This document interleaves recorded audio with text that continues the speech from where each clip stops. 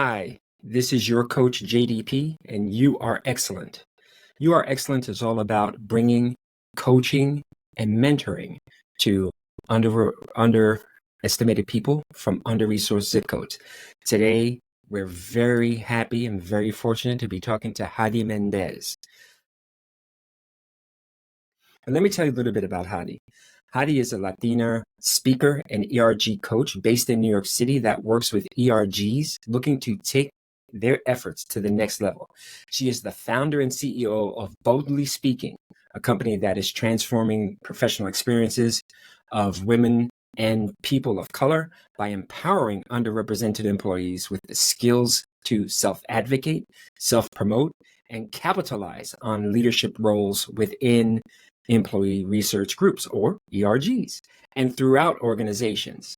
With a diverse experience over 25 years, Hadi has served as head of equality for a major tech firm, held multiple customer-facing roles in high tech and financial services, served as a leader and advisor across multiple employee resource groups, ERGs, as I mentioned before, volunteered as an international champion for incarcerated and formerly incarcerated women, and served as community school director at an elementary school in the South Bronx.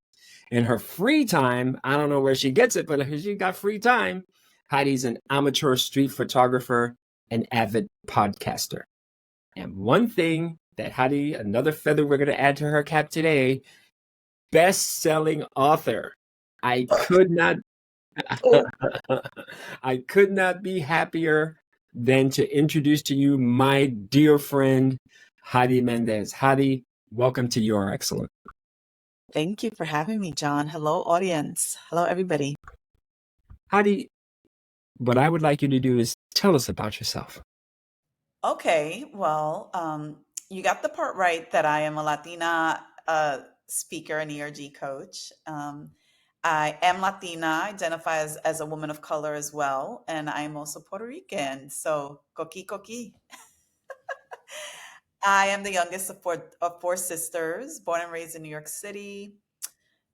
Some interesting, I guess, fun facts about me is that, you mentioned one of the fun facts, which is that I lived overseas. I lived in Cochabamba, Bolivia, and I worked with incarcerated and formerly incarcerated women. I used to go to jail a couple times a week and hang out with the women there, and I started a support group. So that was like a really fun fact. I am a amateur street art photographer, so I love taking pictures. There's some pictures behind me. There's always art everywhere in my house. I enjoy that a lot as well. I like color and vibe. I like things that are vibrant, and I love walking. Last year, I lost I want to say 30 pounds, and I've kept. What? Yeah, Wow. I Because, lost girl, a you lot. look fabulous. You Thank you. always did. Oh But yeah, well, estaba gordita, a little bit chubby. So I lost a little bit of that, but it's been good for me. I feel like I'm more healthy. I feel like I have more energy, and it was all about wellness and just eating right. I have a very strict plant-based, gluten-free diet. I also avoid sugar and alcohol. So there's a couple things that have been eliminated, but my body is very happy with the things I've eliminated, and I feel really good. So those are some other things about me. a lot of weight loss, a lot of stuff. How are you feeling? I mostly feel good. I am in the time in my life right now where there's a lot of change, for physically in my body. I would say probably for the last 10 years. And it took a long time for things to stabilize. And I feel like right now, diet, exercise, rest, water, avoiding certain things, all of those things are helping me to kind of get back to get my body regulated again, where I can't, if something is wrong, I'm like, okay, I know what happened to cause that. Because there's been years of my life where I feel sick and I don't know why. So now I feel like I'm getting to a place where I recognize my body again and I know what to do to stay well. And so I'm pretty much in the good, happy place right now. It's interesting how diet and movement affects our well-being, A right? thousand percent. Because it's like we're fueling food as a fuel. And what we are learning these days particularly is that the quality is more important than the quantity. Do you feel that in looking at the fuel that you were putting in your body? Did you go more from quality to quantity, or what was that shift like for you? Well, I changed. Well, I'm not completely plant-based, but I'm mostly plant-based now. So that means I don't eat meat, no red meat, chicken, pork, all that, which, as a Puerto Rican, the pork in particular, it's like, yeah, chuleta, please. Wait a But minute. I No miss pernil? What? meal. I've been having some pretty bland holidays, but I like it. I'm like my body hasn't really missed it very much up to date. Like if I smell it or I see it, then I'm like, that looks good. But so I still appreciate it, but like I don't crave it. But I eat a lot of like salads that I make at home, and it's not just like lettuce and like lettuce, but it's like quinoa and brown rice, and I put avocado and trying to think, pumpkin seeds. I make some like at home cashew nuts with turmeric. That's really nice. So like yo le pongo, like nice cositas. Put a lot of love in my own food that I make for myself. And I also, because I'm a gluten-free eater, which over time I've discovered is that's what my body wants. I've found a lot of spots like pop-ups and farmers market spots and like little bakeries that specialize in, usually it's vegan, gluten-free, refined sugar-free. That's the combination that is the best for me. And it's like it gives me life. Like I have it, and it could be like a cinnamon roll or a donut or a cookie, but it tastes the same as what you eat. But what I'm putting in my body is like really good for my body, and I could tell the difference. And so yes, so I don't talk about it enough. So thank you for asking. I like talking about that time in my life, but I'll try to give you the short, you and your audience, the short version of the story. The short version of the story is that I lost my mom and my sister pretty close together within a couple years apart. And that experience made me really be like reflect a lot, like what do I want my legacy to be? What kind of impact do I want to make in the world? Like, I don't know how long I'm going to be around for. So like what do I want to do for the during the time that I am here? How can I make the most impact? So I was asking myself all those big questions. And at the time, I was living in Florida, so I have lived outside of New York City a couple times in my life, and that was one of the times. And so, anyway, long story short is there was this thing at my church I was part of, and we were talking about faith and justice and service.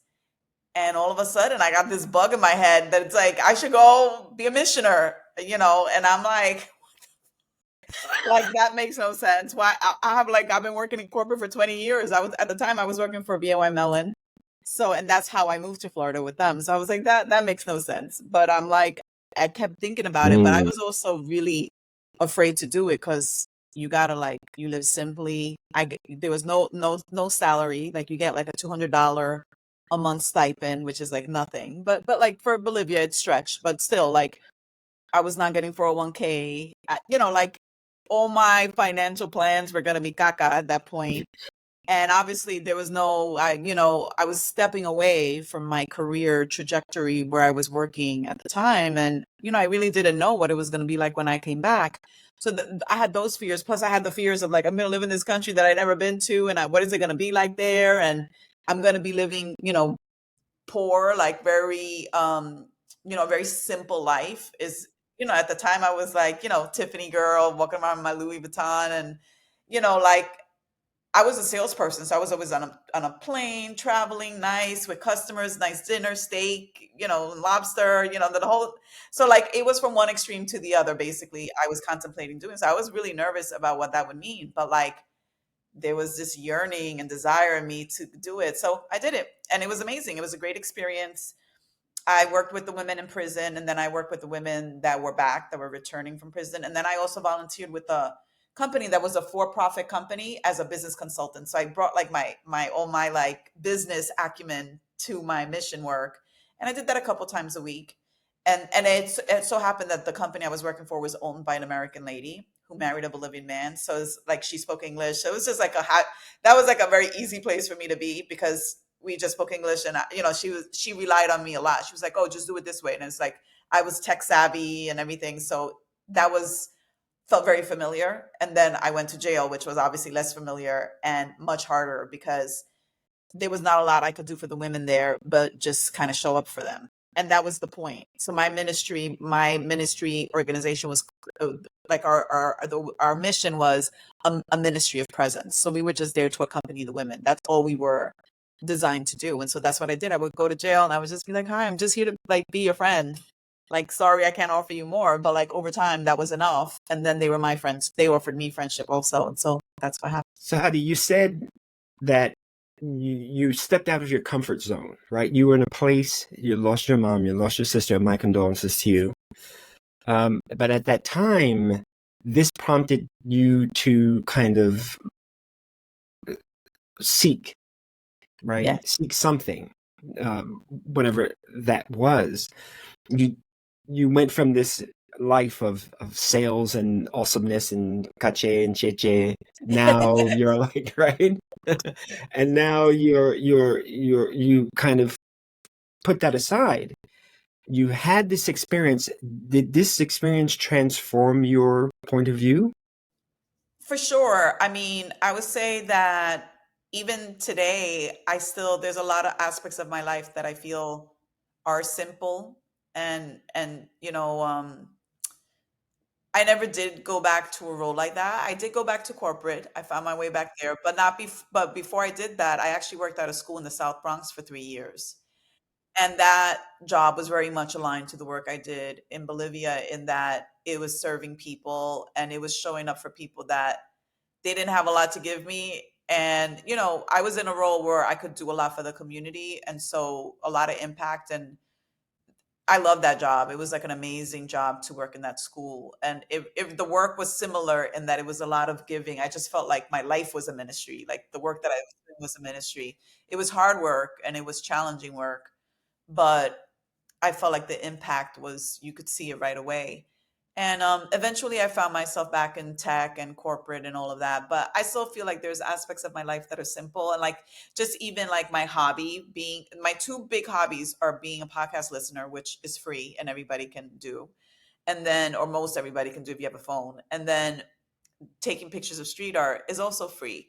And I started doing both things, when I was in Bolivia. And then when I came back, I kept doing it because I was like, I just want to still be rooted in simplicity and in doing things that anybody can do, and not being like not being exclusive in like the things that I do. And that's not 100% true in everything, but I try my best because I know what it's like. I got a good sense of what it was like to live simply. And I know, because those were some of the happiest years of my life, that I didn't need money to make me happy.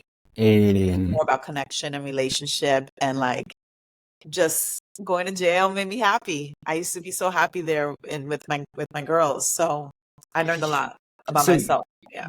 one of the things that you're kind of intimating is that you had a rediscovery or reaffirmation of your values, Yeah. right? You went and followed for a time your values that drove you to this mission and merry work down in Bolivia, that drove you to kind of give up a life for another, at least for a while, to try to improve just this little pocket or this little corner of the world, and giving of yourself unselfishly, and in returning having a life transformation and a opening, a more opening to view how you can contribute to the improvement of other lives. So from Bolivia to the South Bronx, we're still with that mission of giving. How did you then go back or transition back to corporate America? Yeah, I will say that I've always kind of felt like tech is a very benign industry. And I don't know if that's entirely true, but I feel like there's some jobs that I feel can like take advantage of people or hurt people. I don't know, maybe tech is one of those, but I haven't felt that. So I always felt like tech is just like we actually help make people's lives easier by the work that we do. That's how I've always viewed tech. And so it was with that mindset that I said, let me just go back to tech, because it's not like visiting people in jail or helping families, but it's also, I didn't view it as hurting anyone. I felt like, well, I'm helping customers, and I like that, and I'll find ways to make their life easier, and I can be a really good advocate for them, and that's the work that I'm going to do. But what ended up happening is that I started tapping into all the employee resource group work, and that then gave me an outlet to do more work that was aligned with things that are important to me. So yeah, I feel like I went back to tech because I felt like, I can help people and I can make a little bit more money. And then I realized, oh, but I can still be impactful by doing this employee resource group work. And so I ended up starting a Latinx ERG at the first company that I joined. It was a small tech company, and they didn't have a Latinx ERG. They had like kind of like people hanging out in a Slack channel type thing, but not really a full-blown ERG with programming and membership and a mission and things like that. And so I started that there, and I did that for a couple of years. Right. So for everybody who doesn't know, a Slack channel is more like, I'm going to age myself here, but harken back to AOL Instant Messenger, right? Yeah. It's an online messaging platform. That's what Slack is. So here we are. You're in corporate America. You are with this small tech firm. You start this ERG because for Latinx people. Because that was non-existent at the time in this particular company. And then, so you're doing your day job and then you're volunteering. I'm assuming this was volunteer work for the company. Yeah. And then, so now you're feeding yourself, right? Because you're making money, and you're feeding your soul, right? Because now you're doing that values-driven work that you have. So what was the evolution then from there to furthering your journey into this whole ERG space? So from there, I did that I was the global lead. So I created the ERG, and then I became the global lead, and we had a couple regions, and I did that for a couple years. And then Salesforce came knocking, and they're like, you should come join us. And so I ended up joining one of the Salesforce companies called MuleSoft as their customer success manager. And then that's when you and I met, because then we were co-leaders for Latino Force, and Latino Force was the ERG there, the Latinx ERG at Salesforce. And you and I, both being in New York City, we belonged to that kind of local affiliate, but like nothing much was happening. So we needed to revive it a little bit, and we decided to do it together, which I was really grateful for, because we were definitely yin and yang. We, despite all the things that you and I have in common, we brought different things to that leadership opportunity. And so all about what we did there, lots of really fun stuff and cool things. And I think we kind of pumped a little energy into the group, enough so that then we had a succession plan and someone else took over, and that group is still doing their thing and she's still doing her thing. Shout out to Mabel. And so, yeah. So, what was really interesting, we talk about it again, when you are in a corporate environment, again, for my viewers, right, who are kind of starting out their corporate journey, one of the things that you really want to do is open yourself to these resources that are there in the corporate, that are there to assist you, right? People that look like you, probably have similar backgrounds to you, are running these ERG groups that are designed to help you find the levers of success in your given industry. So you'll more than likely in these groups find a mentor, maybe even find a coach, or be able to access those resources, or be able to speak to someone who's an executive in the company that can then kind of give you a little bit of guidance on here are your levers of success, and also allow you to grow your network. And we'll talk about networking in a minute and how important that is. But when I met Hadi came in, and I loved her from the get. She is on fire because, again, she has a way of looking at things, and she has an energy that is infectious, that gets stuff done. So, but Hadi, it was an interesting journey that we had at that particular company. And I'm wondering how the layoff of, I think it was 23, right? How that impacted you?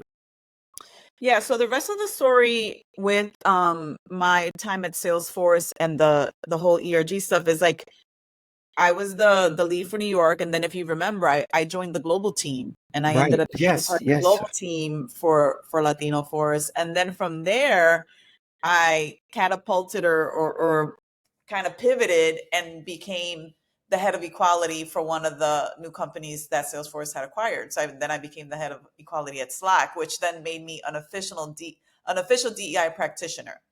And I was in that role for almost another year, and then I got laid off. So I was one of the 10% of the Salesforce population that got laid off in 2023. And it was a surprise, unexpected. And like you said the missioner thing could be a whole podcast. That topic of getting laid off could be another whole a whole hour or two of podcast. So we'll just say I got laid off unexpectedly, and I needed to pay my rent and pay my bills. So I said, let me see what I could do to lean on my skills and also stay kind of relevant and connected to this field that I'm interested in. So I became what I am now, which is I'm a speaker. I do a lot of speaking engagements, mostly with ERGs, but not exclusively. But I do speaking engagements with ERGs. I speak at conferences. I'll do workshops. I do a little bit of coaching with the ERGs. Right now, there's a company that just hired me to facilitate their ERG offsite. So I'm gonna be doing that soon, which I'll add that to my bag of tricks. And then I started writing. So I wrote an essay for Business Insider around the differences between Gen X and Gen Z as it relates to DEI, which it was a fun essay to write. And I just submitted another one. So you'll see another essay coming out from me with that publication. And then I contributed this chapter to the book, which we started talking about, Awareness Put Me On. And my chapter is called That Time I Ugly Cried. So it's kind of a sad story, but I think it ends well. Well, so talk to me a little bit about this transformation and metamorphosis that you had, right? Because you were in in executive positions at this particular company, and in helping to shepherd their DEI efforts, particularly for this one major division of the company and everything. Then the layoff happened, and then now you mentioned that reinvention. So I'm doing speaking, I'm doing writing, I'm doing this, I'm doing that. Sounds great, but was there any obstacles or struggle that came along with that reinvention? Yeah, I'll say a couple things because it has been a very challenging road, and I would say it's been filled with good things and bad. So like some days are really hard, and sometimes it's like, wow, I can't believe this is happening. So it's been a hodgepodge of lots of different feelings, but I would say one thing that's been really valuable to me has been having coaches. So I've probably had about three or four coaches since getting laid off. All of them were free, and it was just people that like just said, I know you, I like you, I want to help you. Like, what ways, would it be helpful to meet for a couple of weeks and just kind of get you on track? I would say the thing that they all did for me that I appreciate so much was that they were my biggest cheerleader. And every time I got rejected or didn't get a job or just things didn't pan out the way I hoped they would, I'm like, what did I do wrong? They're like, you didn't do anything wrong. You're amazing. You're great. Like any company is going to be so lucky to have you. That wasn't it. That wasn't your job. And I feel like having a community of people that could hold me up that way has been so invaluable. So I have had coaches, like professional coaches, doing this with me, and also just friends that also have done that for me too. But I would say, like, you need your community and you need your coaches, because coaches is a little bit more like set, we're going to meet once a week, this is like what we're going to talk about, this is might be your homework, like it's a little bit more there's more structure to it. And then I've had friends that have just been like there to listen and be some of my entrepreneur buddies and holds me accountable and tell me like, that is what happens, that's how it is, you could have a great month, and then you have 2 to 3 months where you don't hear nothing, and that's perfectly normal, and that happens, and it's not a reflection of you, and it doesn't mean that you should like go hide under a rock or anything. It just means that this is the nature of the beast. And sometimes you do have to kind of keep figuring out like, well, what else can I do? What else can I do? What else can I do? And like, I'm really excited about the chapter that I wrote in this book because it very much aligns with the things I like talking about, which is all about self-advocacy and owning your narrative and things like that. So it was like a good fit and a really good complement to what I do already. But yeah, I would say I've had a wide range of feelings. Coaching has been helpful, community has been helpful, self-care has been helpful. So the things that I talk about, eating well, stretching, moving, keeping my body, doing mindfulness exercises when I need to, reading, just staying calm. Sometimes I just need a break, and I'll just be like, I'm taking Friday off. I'm not doing anything. I'm clearing my calendar, and that's the end of that story. And all those things have been important. And then just me believing in myself and dusting myself off and getting up again every time I've been knocked down, which has been a lot of times, as it turns out. Hadi, you said something really interesting. You said that you had access to coaches, you had access to friends. That indicates to me that you leveraged your network. How important has your network been across this journey? They've been really important.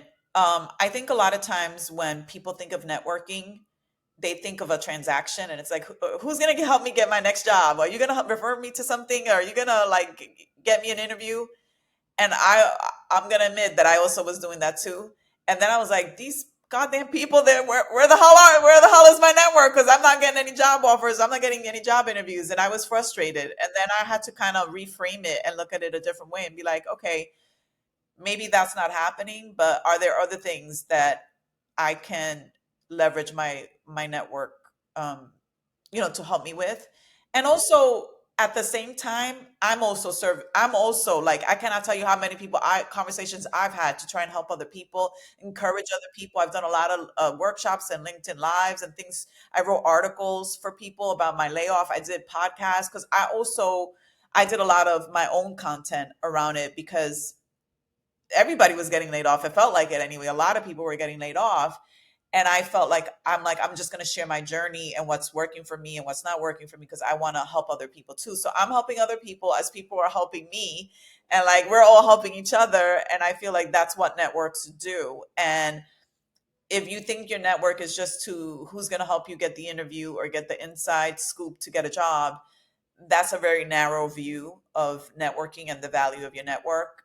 I would argue that your network is more important to kind of alert you to like, hey, there's a speaking engagement over here. Hey, I heard these people, this woman is doing a project. You might be interested in that. Hey, come to this conference. You might meet people that are going to be helpful to you, and maybe you could get some gigs, some speaking opportunities. So it's like, that's what I had. And I had a lot, like, I just think of all the people because I belong to a lot of communities, and like I just think of one particular community called Lean and Latinas, where we call each other comadres in that group, and and it's all Latinas, just like, hey, girl, I got this thing, and I talked you up, and I think they're gonna call you, and this other thing, and I'm gonna get you hooked up here and there and everything. And so it's not that we have jobs to offer each other, but we are there for each other. We are lifting each other up, and we are showing up for each other in ways that's what we need in those moments. When you want to cry and you just want to be like, I don't know why I can't get a job and I feel really bad about it.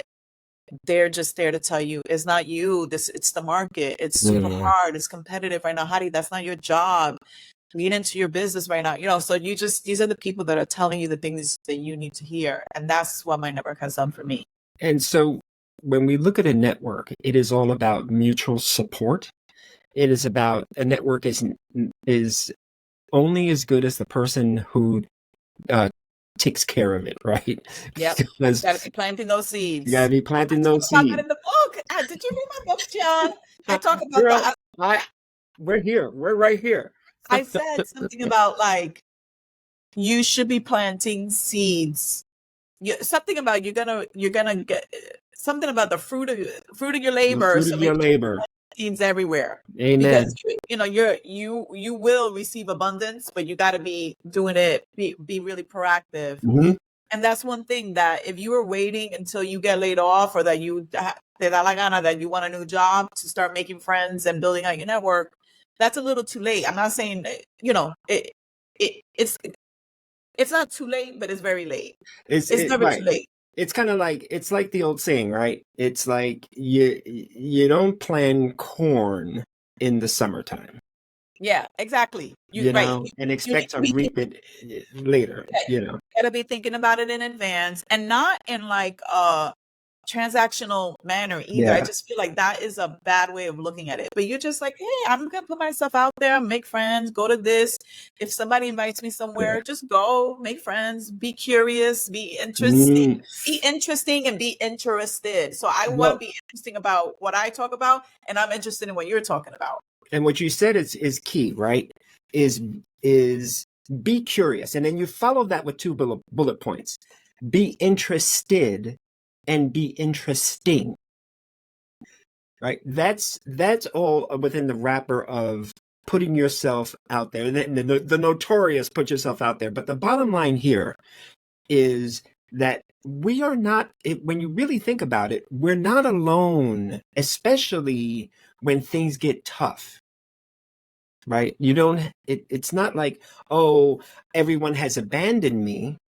Well, it's not the case if you do what we like to call the work, because it is, and when you become a professional, this is part and parcel of being of that professional environment. That's the arena in which you're operating now, right? Yo sé que en el barrio, you know, we call it hay que bregar. You got to deal, you know, right? I used to listen to a podcast called La Brega, which was a very good podcast, by the way. It was Mm. amazing, but it Yeah, only but lasted 2 seasons. the whole thing for my audience is, look, you know, you're not alone. There are people out there ready, willing, and able to support you. Um, it takes little effort for maximum yield. And you got to ask for help too. You got to ask for what you need. So if you're like, I need a contact at LinkedIn, that's what you should be asking people for, not just like, oh, I need a job or can you introduce me to somebody? But it's like, if you have a target company, talk about that. If you are in a company and you have a job and you want to pivot to another role, then be having that conversation with your manager and be very specific. I want to move to this other team. Can you introduce me? Who should I talk to? Who's the person that can help me? Like, I just feel like lots of times, especially as I forgot what word. Underestimated people from under-resourced Underestimated zip codes, people. girl. Yes. We are, we a lot of the messaging we get early on in life is like lay low, Oh, be happy with what you have, You have a saying, calladita, calladita te ves bonita, or something like that. más feita. Ah, Like, well, so the saying is calladita te ves más bonita, but I changed it to calladita te ves más feita because I feel like you ugly when you stay quiet. You're more beautiful when you use your voice. You're more powerful when you use your voice. And so you should be using your words and your voice to advocate for yourself and the things you want. And it's like, it's hard because that's not how we're taught. We're taught, which is what I started to say, to be, to be thankful. At least you got a job. Oh, just work hard, keep your head down, all the things. And it's like, okay, yeah, no, that's not serving anybody. And it's certainly not serving us so to be in what that we're way. saying here is that worked for a different era, but Yeah. that does not work A different today. generation and different Right. circumstances because maybe people were new immigrants to this country and they needed to lay low. That's fine, but that's not what we should be doing when we have professional roles and we're looking to advance in our careers. That And doesn't work. that requires a change of mindset, doesn't it? Because if, you know, our parents, right? I know my parents were all about, go to school, get a job, you're going to stay there for 30 years.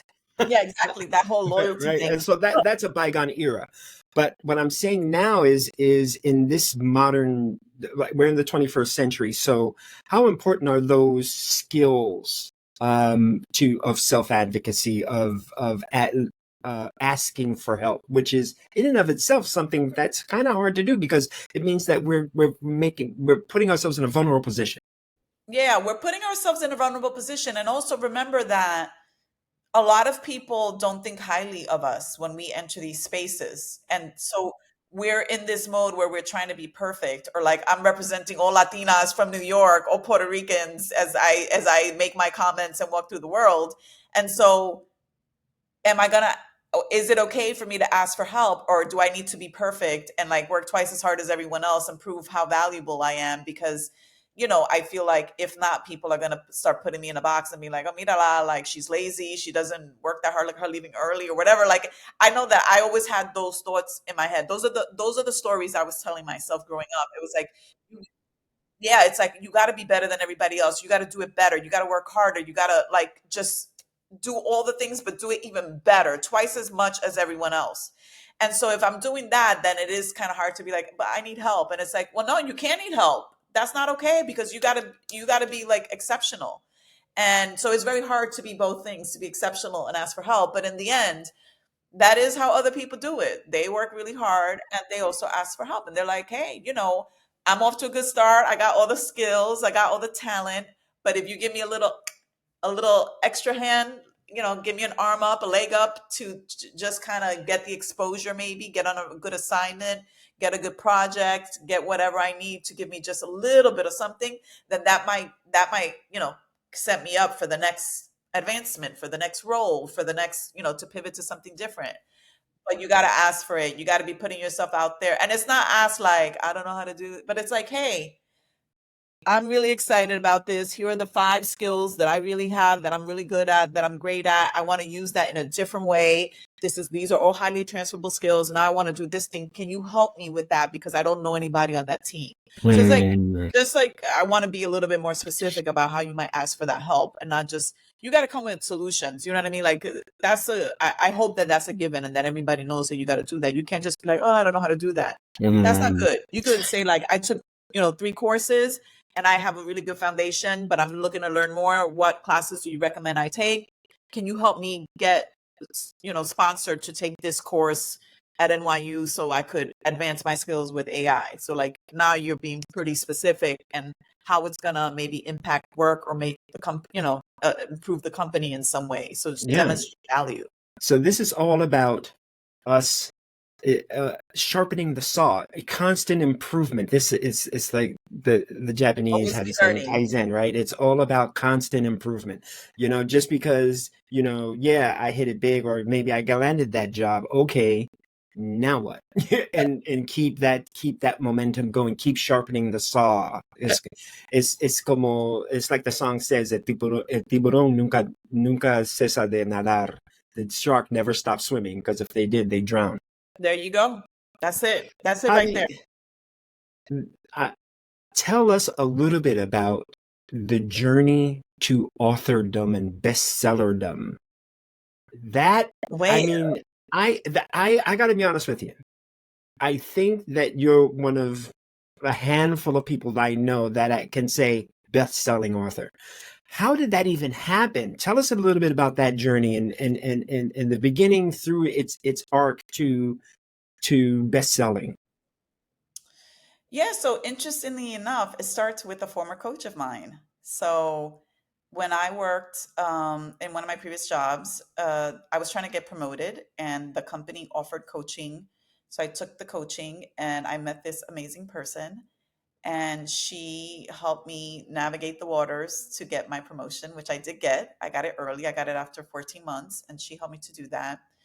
And she and I stayed in touch like through social media. We stayed connected. Like our engagement ended, so to speak, and we went our separate ways. But she was so I loved her. Like she was good for me because I have lots of like talents and skills and superpowers, but she had different ones. Just like you, John, y'all might be more aligned, but she grounded me. She asked me good questions.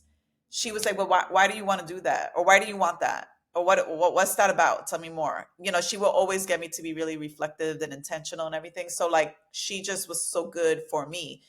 And anyway, I really loved her and trusted her. And so last year, probably around the fall, she told me about a project she was doing. It was a multi-author book project called Awareness Put Me On, and she was looking for contributing authors. And she invited me to be part of the project. And I said yes, because I love her and I trusted that whatever she was doing was going to be successful. And she ended up getting, I think, close to 20. I think all in, it was like either 19 or 20 of us from different parts. I think of, they're all like people she knows, either former clients, friends, people she worked with, etc. And we all shared in this book different stories about like a transformative thing in our life that kind of shifted our mindset. And for me, it was learning about how women of color, get paid a lot less than their white male peers, and uh, get their advancement is not equal to that of their white male peers, and nor is the feedback that they get during like performance evaluation time. Like there's a lot of things that we don't get, and so it just feels like for me anyway, it was an awakening of sorts, because I thought it was me, honestly. Like for a long time, I'm like, it feels like me. Like I knew maybe my sister or my cousin, somebody said, a good friend was like, yeah, well, you ain't the only one. But like, I always thought, like, is there evidence that it's really like this is really happening? It was like, oh yeah, there's evidence. It's like there is hardcore evidence. And so that was a moment for me that I was like, no, like I cannot allow myself to continue to be held back by this Mm, system that is broken. So right. how will I own my narrative and shift my mindset so that I could be in the driver's seat? And that's what I talk about in the book. So you reached. Let me just rephrase that. The questions are just rolling around in my head. I'm trying to get the right one out. You had a coach. You'd established a professional relationship with the coach. It started in a professional way. Yep. And the coach really asked you powerful questions that helped you to be more reflective Yep. and outwardly more intentional about what it is you're going for and what it was all about. Engagement ends, but you dropped a key word in there: trust. There was trust built between you and the coach, right? And now the engagement ends, and now the coach goes back to you because the coach saw something in you that I don't know whether you saw that in yourself, but were you surprised when the coach said, "Hey, Hadi, I'm writing this book. I want you to take part in it." What was your reaction? I wasn't surprised, but I felt like happy that she asked me. But she told me, she's like, You have a story to tell, and I want to give you a platform to tell it." She knew my story very well. She knew the things that had held me back, the stories that I was telling myself. She was very familiar with that. So she was like, I want to give you the platform to share your story. You have something to share with the world. And yeah, so I am grateful that she gave me that platform to share it. So, so you said that the title of your piece of the book is Ugly Cry? That time I ugly cried. That time I ugly cried. Oh, without giving it away, tell us a little bit about that and why that title. Yeah, because when I discovered, the things that like it wasn't in my head, but it was like factually, there was like reports and data and statistics to support all the things that I had always known in my heart that I thought were impacting my my lack of advancement. When I realized, like, oh wait, like there's an explanation for all of this. It's not all in my head. That just really, I cried for myself. I cried for my younger self. I cried for all the women of color that questioned their abilities, people who tried really hard and didn't get the promotion or didn't get the salaries that they deserved.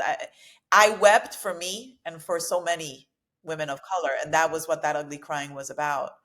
And but then I didn't allow myself to just stay there. I said, okay, that's really sad, and it's our reality. So what can we do about it? And that was the part where it was like, all right, awareness put me on, but like, yo, I got to do something. I can't just like sit here and feel sorry for myself. Right. And that's one thing There's that too many people at stake and too many lives impacted by this. We And got to so do something. the idea is, yes, I'll shed a tear. It's not. It's a. Were they more tears of remorse, or tears of regret? Because those are kind of two different things. No, it was tears of sadness and anger Mm, too. It was a lot mm. of sadness and anger and just like, man, imagine all the people that blamed themselves and it wasn't even their fault. All the people that said, I'm not good enough. And it wasn't about that. All the people that's, that didn't feel, that felt like they were maybe too much, but it wasn't about that. It wasn't about any of those things. It was just kind of the way the system is set up and designed. And And so, so yeah, when we have those narratives or those self talk, and we say it's this, there's something wrong with me, right? Things are not happening because of me. That's not always the case, because sometimes things are affecting you that have absolutely nothing to do with you, right? And so we need to put those voices in check and step out of it and kind of see the landscape for what it is. And now that leads me to my next question is, how did you adapt once you realized it's not me? How did you adapt? Because, there's something in there. Like you said, I had to keep busy. I had to do something. yeah. Well, a couple of things. I wanted to say something too that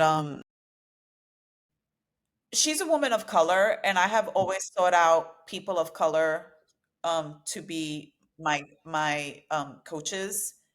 And I just think that's an important data point that I want to share with your audience because I haven't always experienced like I feel like sometimes if I am with someone that doesn't understand my lived experience, it ends up perpetuating the harm. So it just feels worse.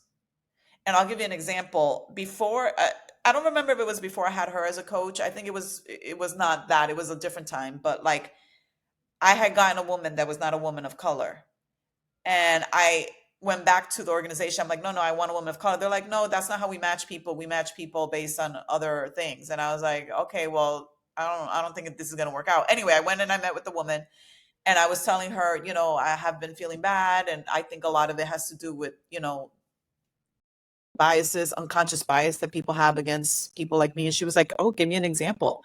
And so I told her, and she was like, that has nothing to do with you being a Latina." How the hell do you know why people are treating me a certain way? Are you them? Like, you have no idea. But like her being so sure that it had nothing to do with that, I was like, no, I don't want this lady to be my Yeah. like that just made me feel worse. That made me feel very Yeah. judged, and that made me feel like I didn't know Yeah. what I was talking about. That So she broke cardinal rule in coaching to yeah, leave all judgment at the door. yeah. So I will say that for me, it's always worked out better when I've had people that whose life lived experiences match my own. I have had, by the way, I did have one white male coach, but I think he was the exception more than the rule. He's an amazing human being, and so if you are lucky enough to come across an amazing human being, snatch them up. But other than that, I do kind of maintain that someone who shares some element of your lived experience is always going to be a better coach. So okay, I'll get off that soapbox. So now go back to the action taking. Um, for me, I felt like I needed to eliminate some of the mindsets that were keeping me in the same place. So things like this calladita te ves más bonita mindset, or like work hard and you'll get your reward. It's like, no, that's really not going to happen. Or, don't rock the boat. Just be thankful for what you have. Those things that we hear a lot in our community that are just not very helpful mindsets to have. And then I needed to adapt the mindset where it was like, I could ask for help. I could ask for help because people could actually help me quicker. I could get to where I want to get quicker if someone helps me, as opposed to me doing it on my own. I had to acknowledge that. And I also had to acknowledge other things like I need community. I'm one of those people that like I'm gonna get down, and when I get down, I need help getting like, for people to be like, no, no, muchacha, don't believe that. Don't stop telling yourself that story. So it's like I had to recognize what I needed, and I had to recognize what I needed to let go of, and I know that this whole notion of self promotion and building a brand, like I discovered, and it was affirmed for me over time that like that was an important thing that I needed to own. I couldn't trust other people to tell the story about Hadi to others. Hadi needed to tell the story of Hadi. Yeah. Because quite frankly, I don't think other people were doing a good job. No, no, And no. I'm like, you know what, thanks. I appreciate you trying, but you're not really doing that good of a job. So let me just do it myself. Yeah, there was an article, I think, in the Times this weekend. So, like, you need to own your self-advocacy because, you can't put it in the hands of your boss because they're probably not going to do as good a job as you. But that said, that doing that advocacy in partnership. Yeah. So like I said before, I feel like I own my story, I own my narrative, and when I need help, I'm going to go to you and I'm going to tell you how you can help me. So There I'm it going to is. say, you know what? Here's what I need you to do for me. Yeah. If you are willing and able, this is how I need you to help me. So But not, yeah, go ahead. that's an interesting strategy, right? Is to here's I've taken a look at the landscape. There's the opportunity. Go to your manager and say, here's what I have identified.